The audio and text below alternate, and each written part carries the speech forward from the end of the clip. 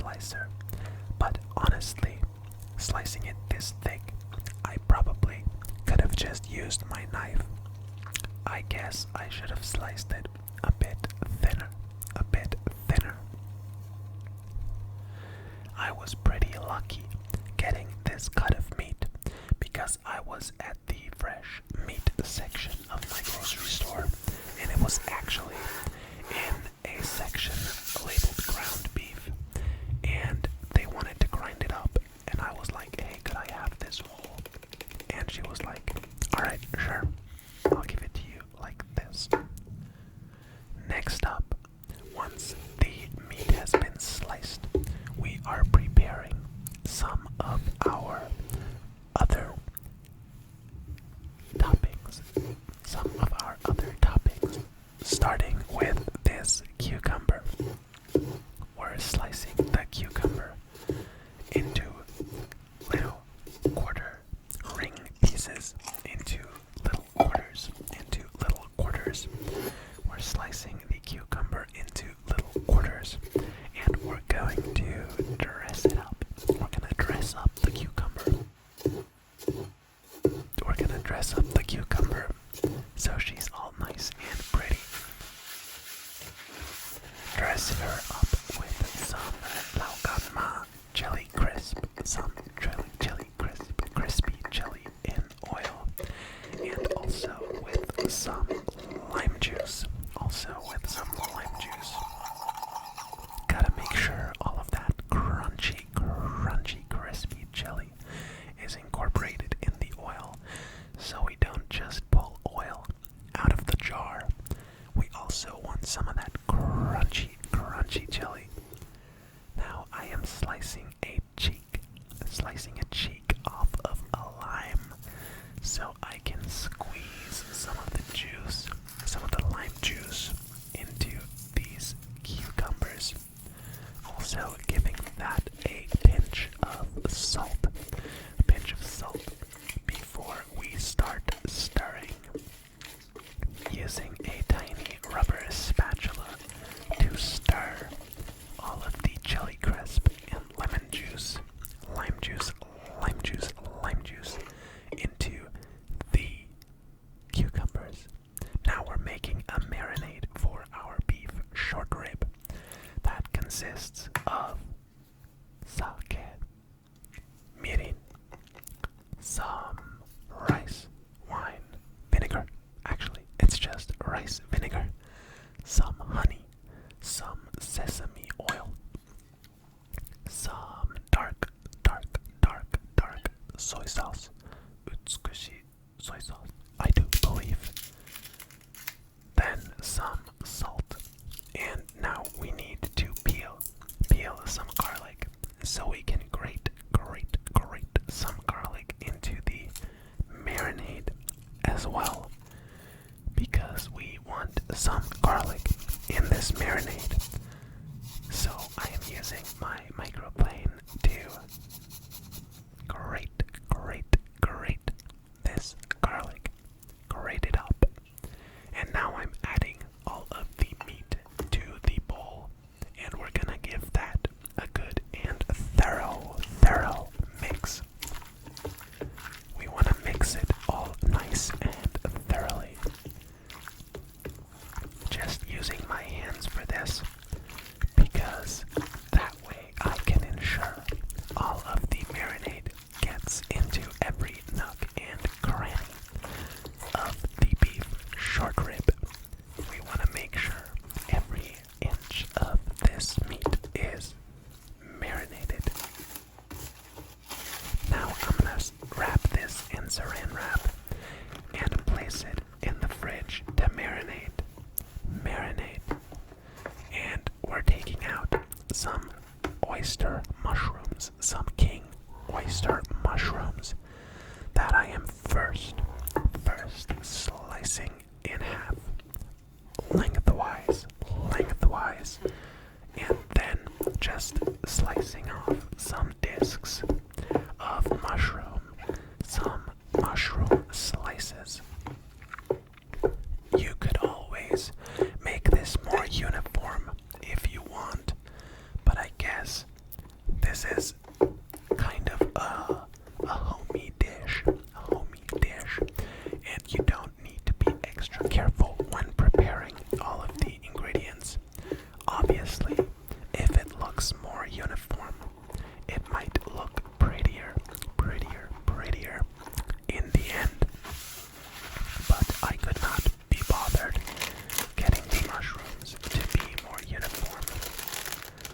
also have some bean sprouts and some spinach that we're gonna cook as well. Next up, we are going to make the sauce for this bibimbap.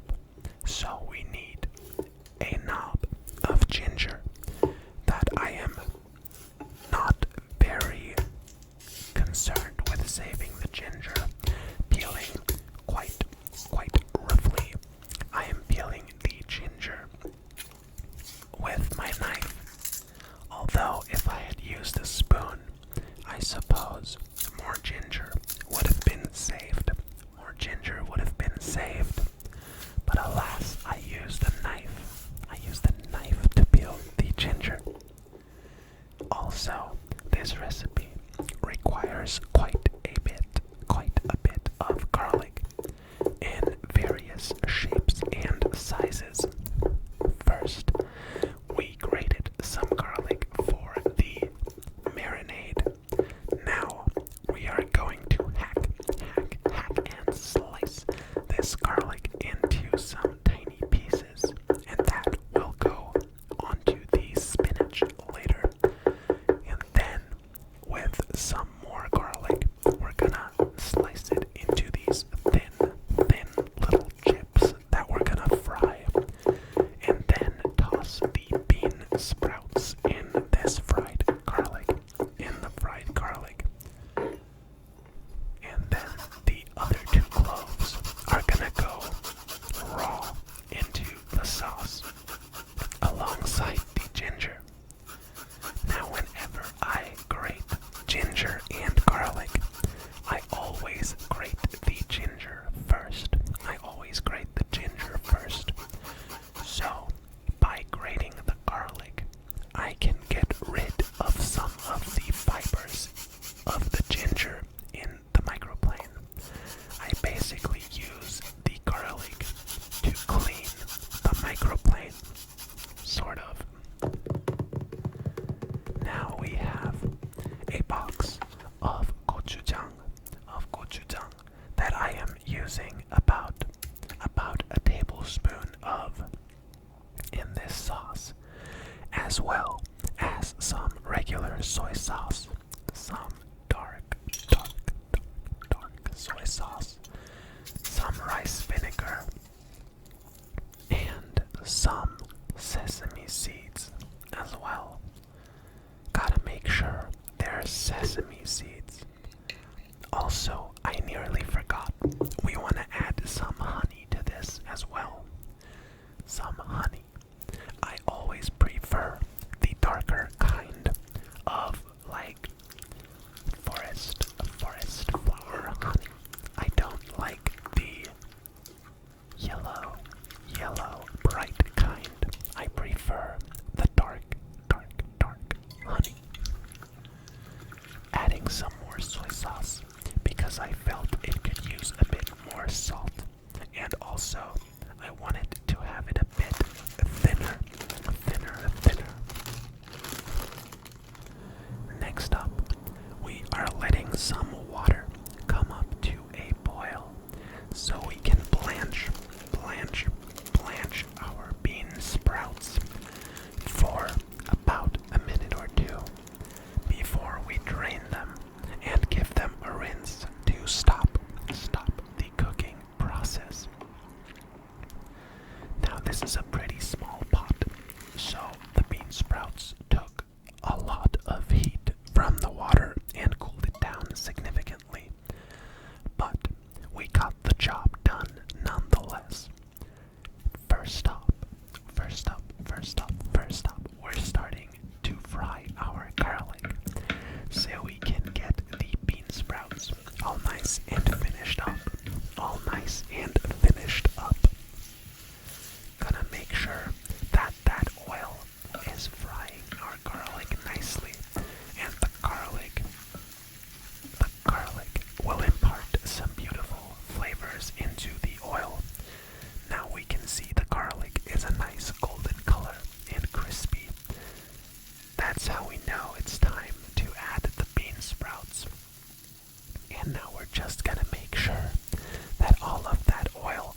is covering the bean sprouts so that they have a beautiful, beautiful garlic taste to them.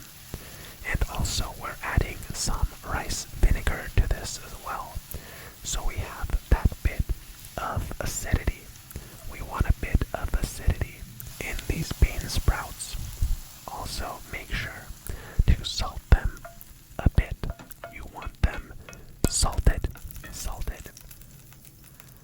Next up, it's time to cook down this spinach. We're gonna cook down this spinach using the same pan as before, maybe imparting some garlic flavor to the spinach as well. Salting the spinach so it wilts quicker, although with a pan this hot, I doubt the salt makes a difference in wilting, but it does make a difference in taste. So always be sure to salt your spinach as well as everything else. Now we're adding the garlic last in this step and only frying it for a couple of seconds before we put this to the side as well. And now our third and final product to be roasted in this pan, to be sauteed in this pan, will be our king oyster mushrooms. Our king oyster mushrooms that I'm really not doing anything fancy with. I'm just sauteing them in some oil, and then I'm going to add some water to make sure that they cook nicely. And really, the only seasoning I'm going to do on the mushrooms is some soy sauce, and we're going to let that reduce until the mushrooms are a nice dark caramel color from the soy sauce, and also the soy sauce is nice and caramelized on the mushrooms. Sometimes soy sauce and butter or some sort of oil is all you need to get a delicious tasting mushroom. Although, really, just butter and salt usually do the trick with mushrooms. I am now opening a packet of some rice, some sushi rice. This is sushi rice, a medium grain rice, and I am using this glass to measure the amount of rice that I'll be making. So always be sure to wash your rice. Always be sure to wash your rice. I probably rinsed this rice about 4 to 5 times, but I'm only showing you twice because I had to go back and forth to the sink, and I just wanted to get it done more quickly, so I didn't record the other 3 times. Once that is all nice and rinsed, we're going to add a 1-to-1 ratio of water. We're going to add the same amount of water as we did rice and cook it in our rice cooker. And while that is doing its thing, I'm going to fry up an egg. And honestly, I would have preferred this egg to turn out a bit more round, a bit more spherical. But nothing to be done. I guess I could get a ring mold. But then again, I don't want the egg to be